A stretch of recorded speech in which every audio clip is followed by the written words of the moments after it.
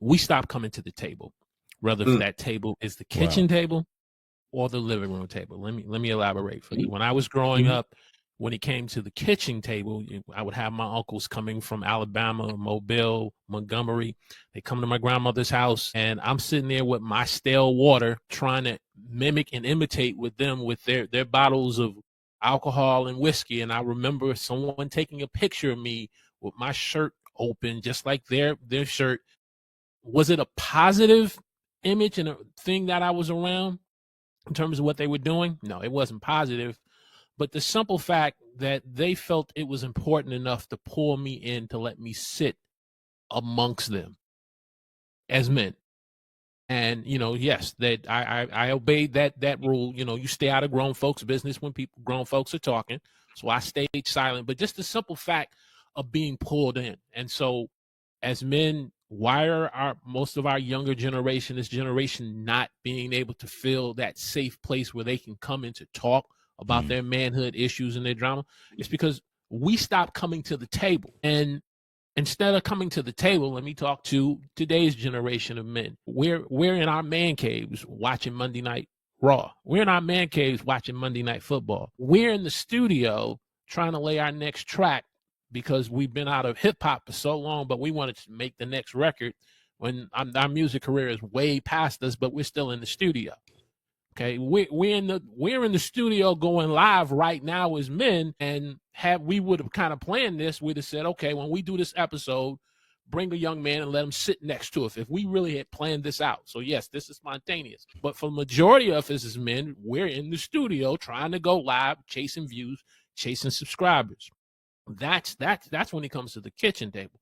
Then we're not at the dining room table. We're not at the living room table where kids can see us while we're having conversations, like you, James, and Montel are having conversation, having a good meal, having a nice little beverage, and just playing some, I'm gonna, Google this for some of you that it may be a little over your heads. You're listening to the Crusaders, you're listening to Joe Sample, you're listening to Pat Metheny, you're listening to Norman Brown. Notice I didn't say NAA. I realized I grew up on these youngsters ain't ready for that. You flash it. Go ahead. I'm sorry. Oh my. I mean, yes, I listened to F the Police, and I listened to the Dope Man. I do remember NAA. I do remember Public Enemy. But there did come a time in my life where my life kind of switched, where now I'm embracing that. And so why do I bring that up? Because I remember there was a time when my dad and his best friend, Peter, along with my mother and Peter's wife, they were all sitting down having dinner together. I'm in the room with the other kids. I should be playing like the rest of them, but I'm drawn to it. I'm drawn to the conversation of Peter and my dad, and just hearing my dad laugh and enjoy himself while he's eating food. One of the few times where I hear him laughing and enjoying it, where he's not screaming and yelling at me because I'm in trouble about something as a young man. But that stuck with me. It's been burnt into my head. And I think, to Montel's point, we need to create moments like that for those of us who are in the home. Yes, you're providing for the family. You're protecting for the family. You know how to protect your car. You know how to protect your home. But are you protecting those moments for our sons and our daughters? But in particular, our young men, that's how we're going to create a safe place. And I think it starts with us. And because you know what, we could easily talk to another generation, or race of people like that are Jewish or Italians. They hold to those principles, right? From what I've seen through movies and different documentaries, they hold to those principles. But to us, we got work to do. So how do we do that? Thought.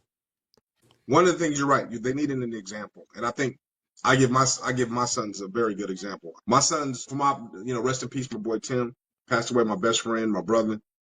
They saw our relationship. They saw the trust. They saw how that was a bond that could never be broken, right? Because they saw when, if I was in need, Tim was there to help. If he was in need, I was there to help him, no matter what the situation was. So they got a chance to witness this, my sons. I don't think the generations, or even just our generation, people period, they don't get a chance to witness that. And if they don't get a chance to witness that or see that, then they don't know. And you can't be judged by what you don't know. And the things they do see are the disarray within the hip hop community, right? Because they air their public beef out, they air their issues out, they air their distrust out. So if millionaires can't trust each other, how can I trust my brother down the street?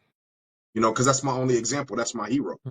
If the athletes can't trust each other, and I see them bickering and arguing and telling on each other, well, if they can't trust each other, how am I going to trust the brother down the street? And as we get older, the more we need, right? We need that bond. We need to be able to have that understanding. Talk about that.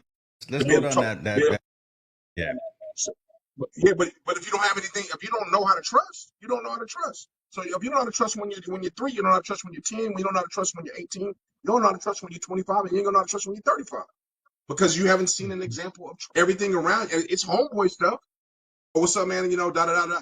But I'm talking about trust and having conversations, having deep conversations about what you're going through, having deep conversations to celebrate your wins and talk about your losses. Talk about your sexuality. Talk about what Black men do not have that. A lot of them don't have that. They don't have that safe space. That's why we internalize so many things within, and we have a high rate of high blood pressure because we have to internalize that. And plus, we've been taught that, all of us. Don't show emotion. Be strong no matter what the situation is, and don't tell your business. That's something that's been ingrained in us. I know it's been ingrained in me. So I do have a hard time sometimes releasing, but I've had examples to see how that brotherhood works, so I know how it works. This next generation, man, they don't have that. They don't have it at all. They don't have it in the media. They don't have it in the entertainment. And if they don't have it at home, I don't know where they learn that. Because, and I know you're gonna say the church, and the church is a great place. I was gonna add that, but okay. Church is a wonderful place to go. But a lot of kids are resistant to. They're turned off by church. They don't want to go. And first of all, you know, I got this wonderful job. Behind his back, he'll say, "Oh, cool, man, I'm proud of you," and all that. Next minute, he ain't nobody, or whatever. He think he better than us. He going to school, so he think he better than us.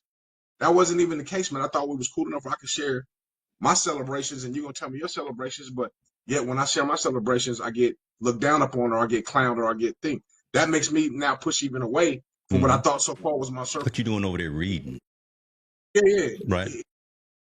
Yeah. Why you like those video games so much? Why you over there writing code? Oh, just anything you do, man. And like you get judged, and we get judged in our community. Let's be real. We get judged for positivity. We get judged for positivity, and we get celebrated for negativity. We celebrate the guy coming out of a jail, or we'll clown the guy that's graduating from high school. My gosh. Okay. All right. We'll celebrate the gangbanger that shot 15 people and got away with it, but we won't celebrate the brother that's a brain surgeon. Why do we know more about gangsters than we do people that's been successful in our history? And I'm talking about these young kids. But we got a lot of work to do in our community because our examples of heroes are not. Our examples of heroes are beyond one, Martin Luther King and Malcolm X, and two, the hood heroes got more clout than the historians. Which to me, I was quiet for a second because I wanted that to marinate. But you're absolutely right. So let me say this, and then just as a segue, and then we'll continue going on. I see a gang of folks jumping in and joining. Please come add your commentary, add your insight as well. But that's one of the main reasons behind this right here, behind this Unfiltered Life. This is not a sexy show, right? This is not entertainment tonight. This is not for the young kids. This is not the Mr. Beast. This is not Shay Shay. This is not Shannon Sharp and Ocho. This is hard conversations. And I told you guys, and I'll keep the name in confidence, but one of the cast is supposed to be a host with us during the week as well. Called me up the other day about our previous episode and said, "Man, y'all got into some real conversation." And I keep wanting to bring the onus and the responsibility back on us, the 40, 50, 60-year-olds, to reach back and talk to the youngsters. I'm not blaming us. I'm not blaming anyone, but I think we have a responsibility to do something like this. Again, to have a non-sexy show, but to have real conversations and to actually get up, get out, and reach out. Go to the YMCAs, go to the boys clubs, go to the scout meetings or whatever, and just be there. And be ready for that young cat who actually wants to pull you to the side. Say, hey, Mr. Allen, let me holler at you for a minute. I don't think enough of us are doing that today. And especially, again, we're talking about a lot of folks. We're talking about men specifically, but we're specifically wanting to make sure that the Black and brown, the minority communities, because they're the ones that are falling off and are not getting the attention. We hear about a lot of other folks, but listen, I got to take care of home. We got to take care of ourselves. The importance of making sure that you as a collective, you as a people, you as a society are taken care of. It's not a sexy conversation again, but it's a necessary conversation. And again, that's why we'll see where this experiment of Unfiltered Life goes. But again, this is going to be one of them things that, again, it's not going to get all the clicks, going to get all the likes, not going to get all the stuff, not going to get all the attention. But hopefully later on in the week, someone will play like a replay of this and it'll spark something. And they'll be like, man, I can go do something. I can go holler at the kid down the road who's I always see throwing rocks at cars and be like, man, why are you doing that? Yeah, maybe they don't have someone in their life that they can talk to about what's really going on. So I just wanted to throw that little caveat in there because again, you know, we're doing what we do. We're trying to stay above the noise. That's what we always do. Go ahead, brother. No, I think you're absolutely right. But we need to, like we always say, the knowledge. We need to peel back the onion and understand the why. We really do need to understand the why. Like, why is it like that?